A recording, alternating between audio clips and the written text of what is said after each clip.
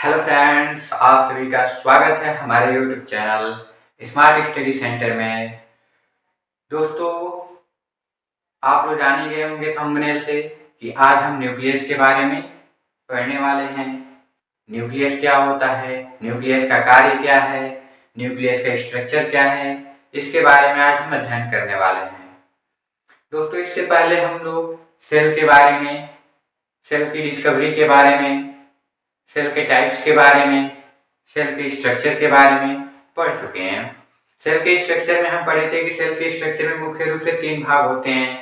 पहला cell membrane, दूसरा nucleus और तीसरा साइटोप्लाज्म। सेल मेम्ब्रेन के बारे में हम पढ़ चुके हैं।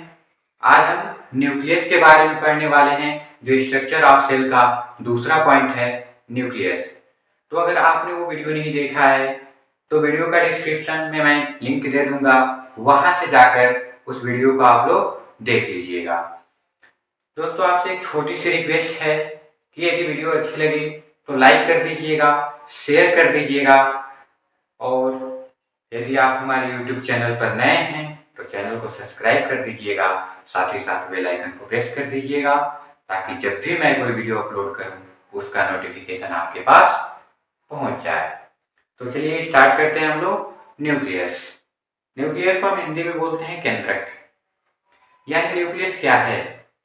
देखिए, न्यूक्लियस जो होता है हमारे सेल की सबसे बड़ी ऑर्गेनेली है, जो हमारे सेल के सेंटर में प्रेजेंट होता है। और न्यूक्लियस हमारे जो जेनेटिक मटेरियल है, उस जेनेटिक मटेरियल को कंटेन करता है। यानी न्यूक्लियस में ही हमारा जेनेटिक मटेरियल डीएनए के रूप में पड़ा होता है। ठीक है, जो सेल का जेनेटिक मटेरियल होता है वो न्यूक्लियस के अंदर ही किसके फॉर्म पड़ा होता है? डीएनए के फॉर्म पड़ा होता है। चलिए स्टार्ट करते हैं हम।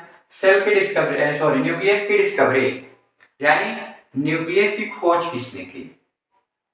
न्यूक्लियस की डिस्कवरी किसने की? तो न्यूक्लियस की डिस्कवरी किए हैं रॉबर्ट ब्राउन ने। न्यूक्लियस की डिस्कवरी रॉबर्ट ब्राउन ने किया 1831 ईस्वी में। ठीक है, न्यूक्लियस का दूसरा नाम भी है जिसे हम कैरियोन के नाम से जानते हैं। न्यूक्लियस को हम कैरियोन के नाम से भी जानते हैं। और जब हम न्यूक्लियस का अध्ययन करते हैं तो न्यूक्लियस के अध्ययन के लिए एक स्पेशल वर्ड का यूज करते हैं। क्या है वो वर्ड? कैरियोलॉजी। कैरियोलॉजी, न्यूक्लियस के अध्ययन को हम क्या बोलते हैं? कैरियोलॉजी। देखिए, karyology.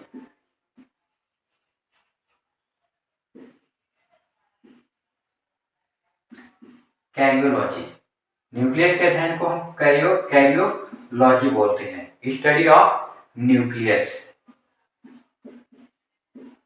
Study of nucleus,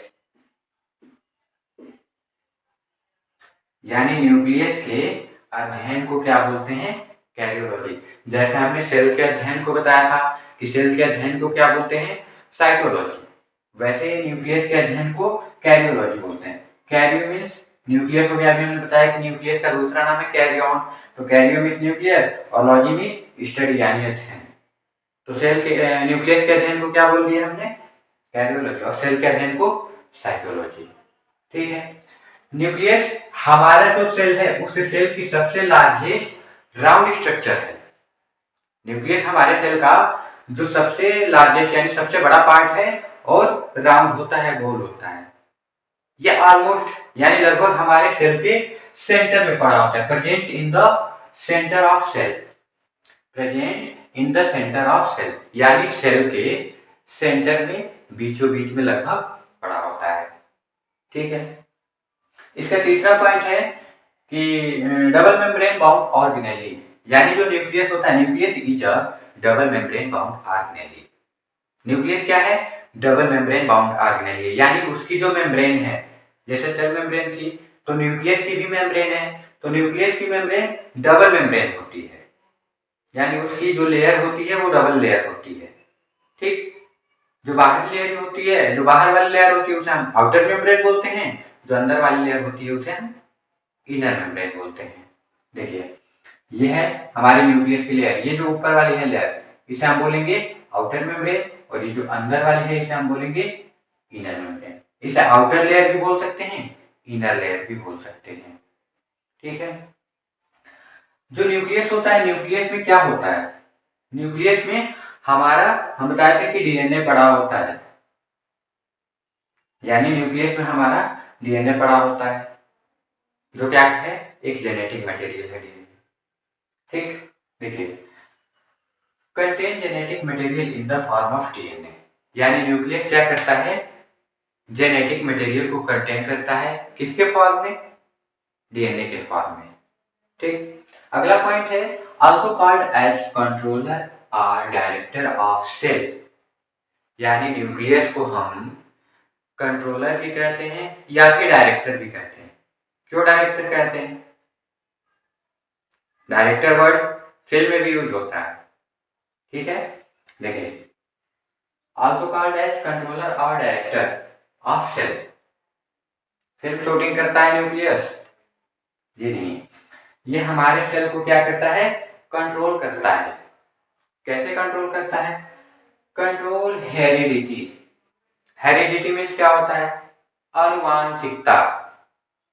heredity means आनुवांशिकता, यानी ये हमारा जो आनुवांशिक लक्षण होता है उसको कंट्रोल करता है। यानी जैसे हमारा जो भी आनुवांशिक लक्षण है वो एक पीढ़ी से दूसरे पीढ़ी में ट्रांसफर होना ही आनुवांशिक लक्षण है। ये आता कैसे? जैसे मदर टू हर बेबी, यानी mother father to her baby, यानी माता पिता से उनके बच्चों में आता है।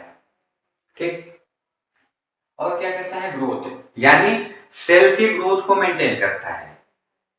जो न्यूक्लियस है सेल के ग्रोथ को मेंटेन करता है। और मेटाबॉलिज्म, जो सेल का मेटाबॉलिज्म है उस मेटाबॉलिज्म को कंट्रोल करता है, इसलिए इसे हम कंट्रोलर और डायरेक्टर बोलते हैं ऑफ द सेल। ठीक है, इतना पॉइंट क्लियर हुआ।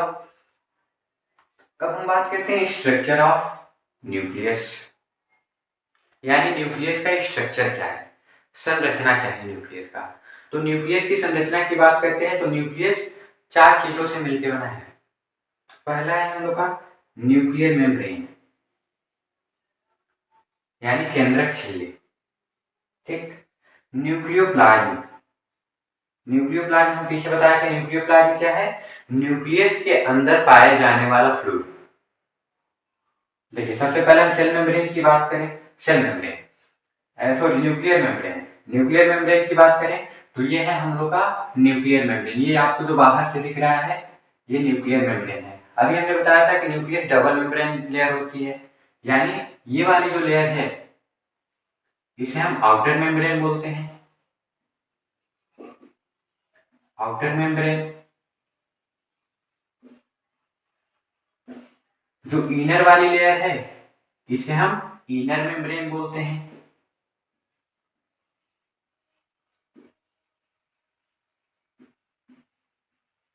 इनर मेम्ब्रेन बोलते हैं।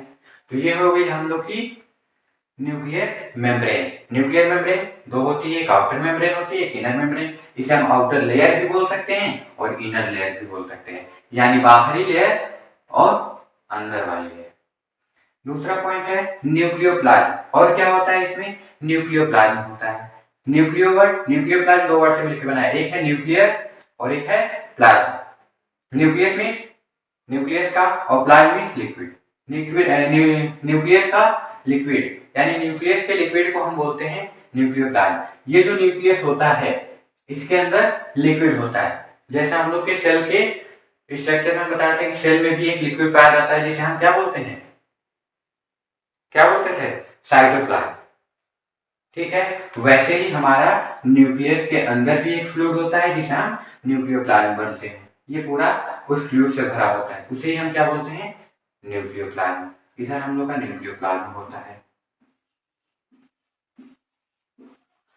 न्यूक्लियोप्लाज्म। ठीक, क्रोमैटिन तीसरा पॉइंट है, क्रोमैटिन। ये जो आपको इसके अंदर थ्रेड्स लाइक स्ट्रक्चर दिख रहे हैं इसमें, इसी को ही हम बोलते हैं क्रोमैटिन। ये जो है आपके, इसे ही हम बोलते हैं क्रोमैटिन। ठीक है, तो ये क्या है? थ्रेड्स लाइक स्ट्रक्चर है जिसे हम क्या बोलते हैं? क्रोमेटिन, ये हमारे न्यूक्लियस के अंदर पड़े होते हैं। अगला पॉइंट है हम लोग का न्यूक्लियोलस। न्यूक्लियोलस, न्यूक्लियोलस क्या है? तो ये जो हमारा न्यूक्लियस होता है उसके सेंटर में पड़ा होता है, ये है हम लोग का न्यूक्लियोलस, जो क्या करता है, इसे हम न्यूक्लियोलस को बोलते हैं फैक्ट्री ऑफ प्रोटीन, यानी प्रोटीन बनाने की फैक्ट्री है। ठीक है, तो ये है हम लोग का, देखिए इसको लिख देते हैं, ये क्या है हम लोग का क्रोमेटिन है, क्रोमेटिन। इसे हम क्या बोलते हैं? न्यूक्लियोलस।